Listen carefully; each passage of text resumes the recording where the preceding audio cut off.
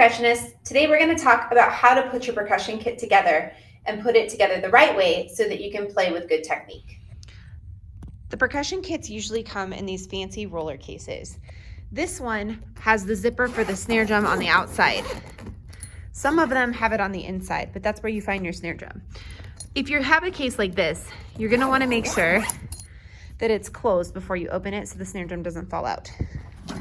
Inside the case, most of the time you'll find the hardware that'll hold your instrument and the stands. Sometimes it'll be in its own special little pocket. Other times it'll just kind of be out like this one. Sometimes you're gonna have just one bass and the bell kit and the snare drum will both go on the same bass, but this one has two. So the first thing you wanna do is make sure you're using the correct stand for the correct instrument. We'll start with snare drum. The snare drum stand has two pieces, the bass and the part that holds the drum. We'll start with the bass. You're gonna pull out the legs like so, and you wanna make sure that they're nice and wide. You don't want it to be too narrow or it'll fall over. There's also going to be hardware that looks like this to tighten it. The next part is the snare drum stand. Make sure you have the correct one. On the snare drum stand, it's gonna have these bigger pieces that hold the drum on, and there also will not be a little piece sticking up in the middle like I'll show you with the mallets in a little bit. But you're gonna open this up and you wanna make sure that there's still a little bit of an angle here. The bottom of the drum shouldn't touch this piece.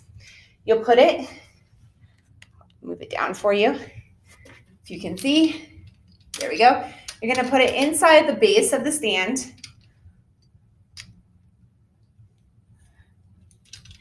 like so, and then tighten it so that it doesn't go anywhere. Make sure this is tight too, so that this part can't move back and forth. You don't want to have it moving like this and tilting the drum. That's not something you need just yet. Keep it nice and straight up and down. The next part is getting the drum. So make sure when you set the drum on that it's solidly in there. If you can see on this side, there's space. Oh, you can't see it yet. There's a little bit of space between the drum and there. If that's the case, what you want to do is tighten it a little bit. If you look on the bottom, there's this part that looks like these two sticks. You're going to tighten that up until the drum is in a good position and solidly in the stand. So we'll keep tightening. You don't want to make it too tight, but also, like I said before, there should be space right here between the bottom of the drum and the stand. You don't want this touching. When you're looking at height for your snare drum, you want to make sure that the edge of the drum is right here by your belly button or where your belt buckle would be on your jeans.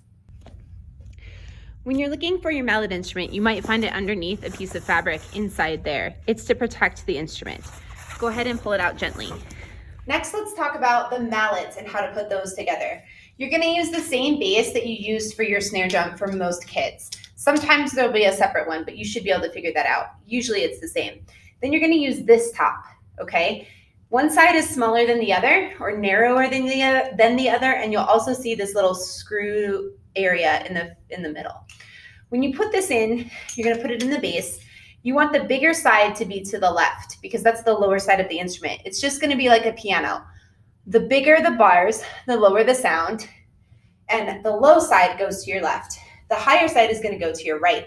So the narrower edge of the stand will go to your right. What you're going to do is look for this small circle on the bottom, and that's going to go over where that screw was before, and carefully put it onto your stand. And then make sure that your stand is lifted high enough that it'll hold the instrument without wobbling, okay? So you don't want it to be able to rock back and forth like this. It should be nice and solid, and then you'll tighten it up so that it doesn't wobble.